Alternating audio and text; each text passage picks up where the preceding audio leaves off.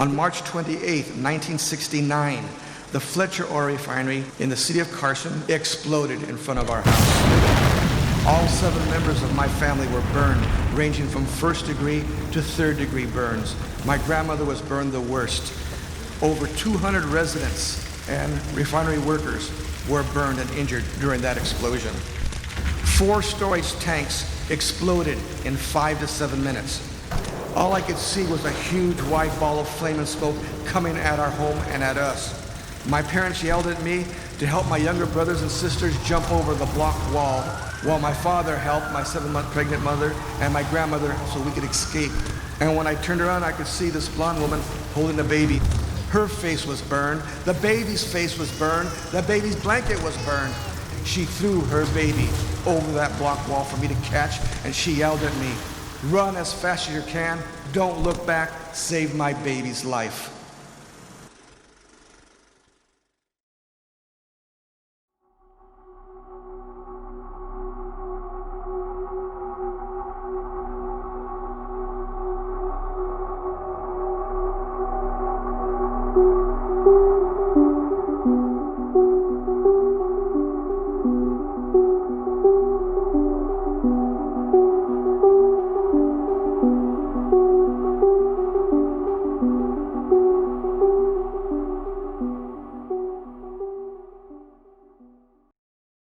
My name is Jesse Marquez. I am the founder and executive director of the Coalition for a Safe Environment. We are a nonprofit environmental justice organization headquartered in Wilmington, and I founded and established our organization in April of 2001. The reason I established our organization back in 2001 is because the Port of Los Angeles had announced that, they were going to be expanding. And we said, well, wait a minute. The trucks are running rampant through our communities and neighborhoods right now. There's truck traffic in both the Harbor Freeway and the Long Beach Freeway. No, that's not acceptable. We don't want that much more expansion to occur. So then people says, well, what are you going to do about it? I says, okay, well, I'll tell you what, this Saturday, whoever wants to come to my house will have a meeting there to discuss it. And so that's what happened. I had about 30 people actually show up at lunchtime, went to my backyard under our avocado tree, and we just had our first little committee meeting. And at that time, we just called it the Wilmington Coalition, to fight the Port of LA expansion. And so what's happened is that we've now specialized in a couple of categories. Anything port operations related, freight transportation goods movement related, and because of the fact we had 3 oil refineries in Wilmington and another one bordering us in Carson, oil refineries and petroleum industry became our categories.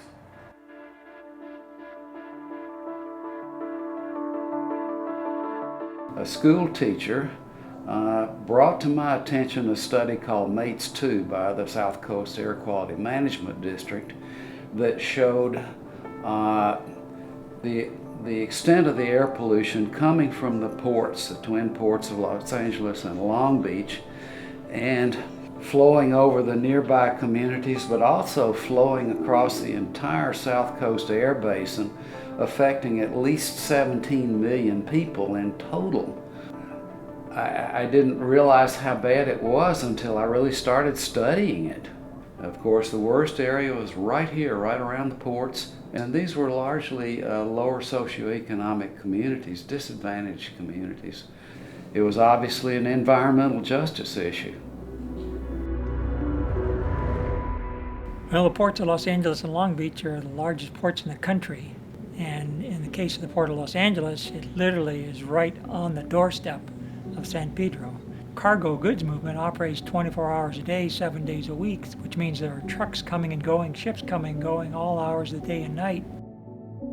The noise, the sound, the particulate, the pollution, the gases, all that is always there. The trucks and trains that move the cargo goods also burn diesel.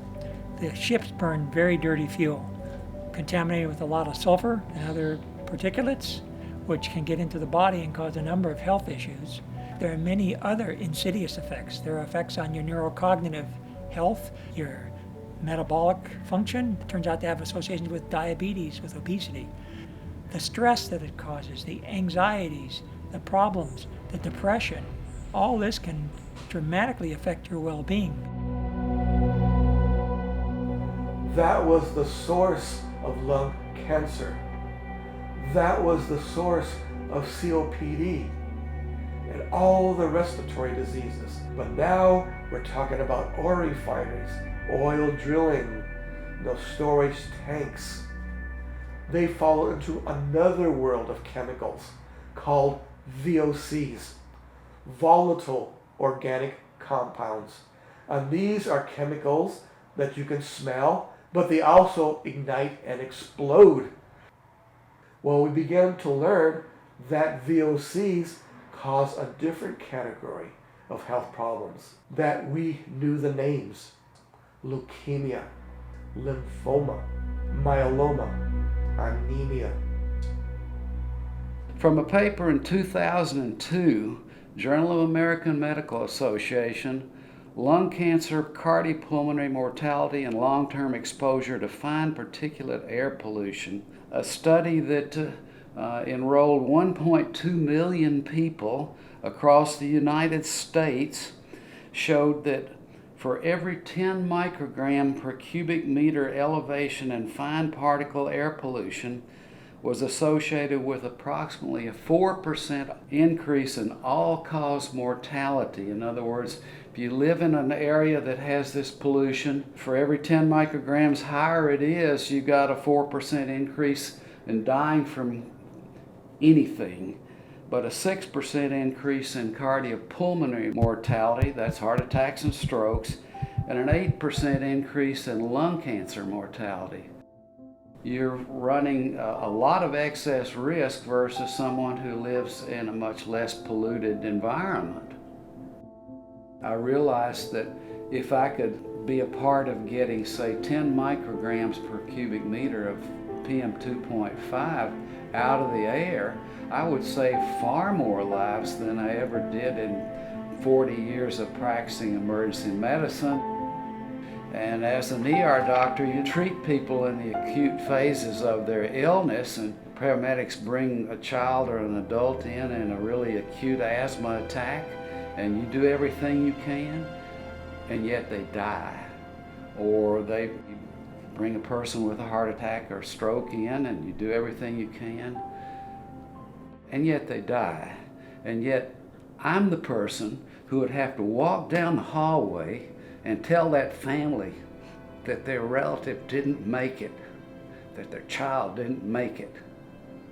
And there are reasons for these people to be sick that can be changed. And that's why I became involved.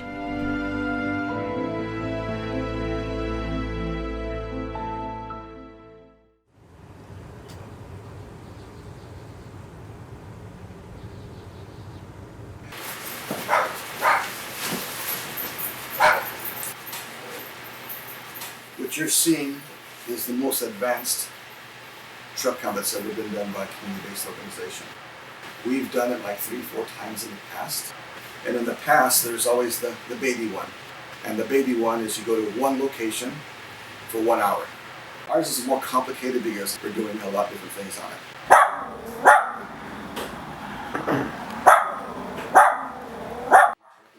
Good morning, Maria.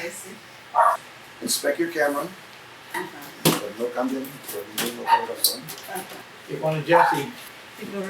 This is you, Bank. Just to verify? I'm pretty sure that's what he said. When we went through the training, people wanted to have a copy of the trucks, so I printed out. Oh, perfect. Just like a reference sheet. That's next to it. If someone walks up to you and says, well, what exactly are you doing?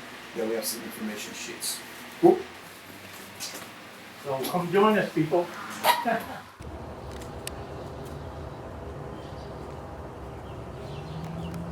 The Port of LA is the largest container port in the United States, and it's physically located in Wilmington.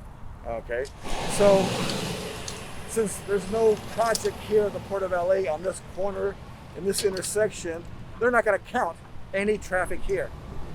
You can see, because they don't want to admit there's off-port impacts and there's off-destination site impacts. Okay. So when we do a truck count, we're able to show that, yes, there is a high traffic volume. My name is Alejandro Marquez. Right now I'm in Wilmington, California, and we're currently working on a truck survey. The county of LA, this corridor, they built this whole corridor for transportation. But the problem is trucks don't just teleport to this corridor. They have to get there somehow. And the only way to get there is going through the community.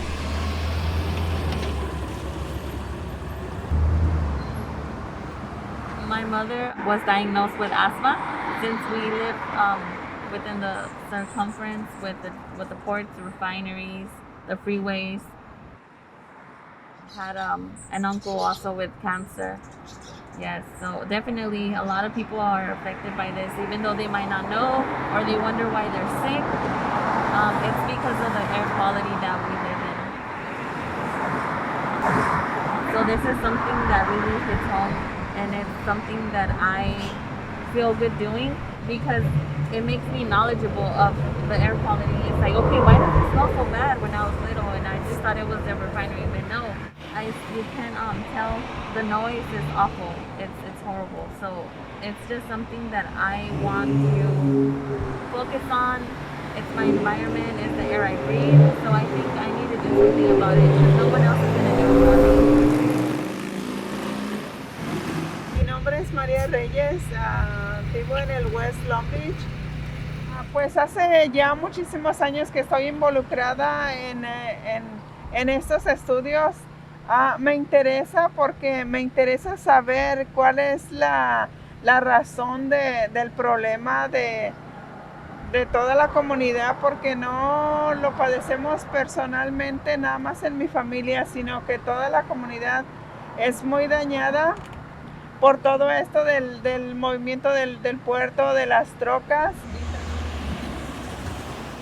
My grandfather has cancer, my grandmother has cancer, my aunt has cancer, my uncle passed away of cancer, and I mean it's just, and we were all raised here, you know.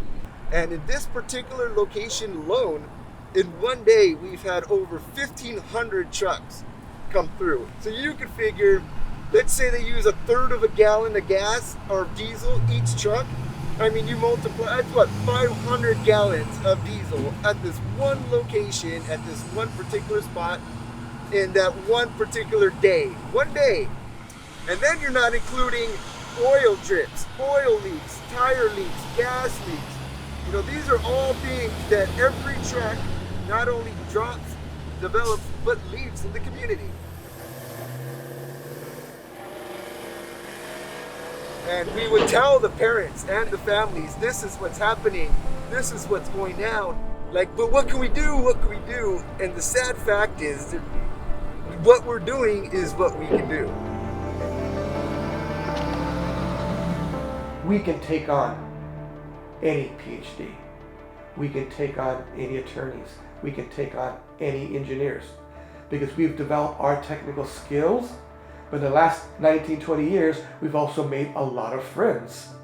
We had a medical doctor, Dr. John Miller from San Pedro, who became an activist.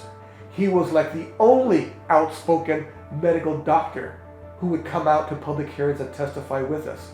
He referred to our harbor communities as a diesel death zone. And ever since then, that term, the diesel death zone, has been used throughout the United States for communities wanting to protect themselves. So when we attend these public hearings, we can now call them out. You have lied to the public. You withhold information from the public. You misrepresented information to the public. We show no mercy to the industries because they compromise and have sold us out.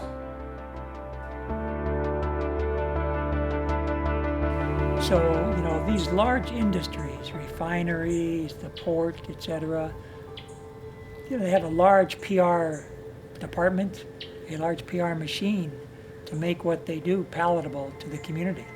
You know, they're paying their lawyers and their spin people to use the public's money to oppress the public, to use the public's money to continue harming the public, you had to realize that a whole lot of this was just spin. It was green hot air, green smoke and mirrors, and green bullshit. Every port announces every year we've had a 60 to 70% reduction in PM at the ports. Yes, that portion is true. But here's what they're not telling us. They're not telling us what new science and research has discovered. In the last 10 years, there are hundreds of studies now that show it is the ultrafine particulate matter, the 1.0 micron and smaller size, is making us sicker. Ultrafine particles enter through our skin cells, through the blood veins, into our blood. So here's how I challenge the port and the government agencies. I bring up that example. You show me now a respiratory health study that shows that asthma in Wilmington, Carson, San Pedro, and West Long Beach was reduced by 60%, 50%, 30%. Can't do it. So now we find ourselves in a unique time in our history. We're not only affected by the ongoing air pollution, but we're also affected by a pandemic, by COVID-19. These communities, as I mentioned, are largely communities of color. And we know that COVID disproportionately affects communities of color. And so we have the comorbidity of not only exposure to air pollution, but exposure to a viral agent. A small increase in PM 2.5 leads to a large increase in the COVID-19 death rate. 1 microgram of this fine particle air pollution, when we're running 40, 60 or more micrograms per cubic meter, gives us an increased chance of 8% in the death rate. In other words, you get sick with COVID-19 in Wilmington as opposed to Santa Monica, you have a much higher chance of dying just from the air pollution than folks who live in a less polluted environment. This is stunning. It's frightening. People don't appreciate how important air pollution is to global health. If one looks at the global burden of disease and issues of death and risk factors for death around the world, it turned out that air pollution is in the top 5. You wonder, we all wonder, if the situation will continue to improve or get better, or will it improve, or will it just stay an industrial diesel death zone for the foreseeable future? I am hopeful that as time goes by, things will get better. There are some people from those communities who stand up and fight. My friend Jesse Marquez is amazing, and I've known him for 20 years, and he has just spent his whole life fighting this. I really admire him. We've gotten sick, and we've died. But you, our refinery, you, Port of LA, and you, government agency, are responsible for our public health. You have not mitigated those impacts to we, the public.